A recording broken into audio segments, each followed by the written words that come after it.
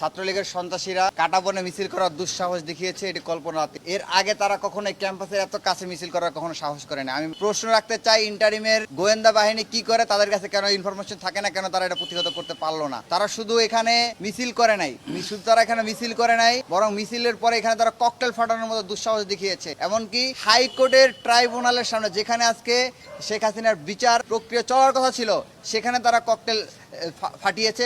কিছু ককটেল অবিস্ফোরিত অবস্থায় উদ্ধার হয়েছে সেখান থেকে। এমনকি ঢাকা বিশ্ববিদ্যালয়ের প্রাণকেন্দ্র আইন বিভাগের মধ্যে অ্যানেক্স ভবনের ময়লার ভাগারে সেখানে প্রায় 60টির মতো ককটেল পাওয়া গেছে। আমরা মনে করি এই ঘটনাটি কোনোভাবেই অপরিকল্পিত হতে পারে না, একটি সুস্পষ্ট পরিকল্পনায় এবং পরিকল্পিতভাবেই এই আজকের এই ইনসিডেন্টটি ঘটানো হয়েছে। আমরা প্রশ্ন রাখতে চাই, ইন্টারিম গভর্নমেন্ট 5 আগস্ট পরবর্তী সময়ে যতগুলো আওয়ামী লীগ ছাত্রলীগের সন্ত্রাসীদেরকে গ্রেপ্তার করার কথা ছিল, তাদের কাউকে গ্রেপ্তার না করে বরঞ্চ অনেকটা ক্লিন চিট দিয়ে রেখেছে। তারা এখনো ফেসবুকে পোস্ট দিচ্ছে, লেখালেখি করছে, প্রকাশ্যে ঘুরে বেড়াচ্ছে, অথচ তাদের ব্যাপারে সুস্পষ্ট ডকুমেন্টস আছে, ভিডিও ফুটেজ আছে যে তারা কিভাবে শিক্ষার্থীদের উপর নৃশংস হামলা পরিচালনা করেছে।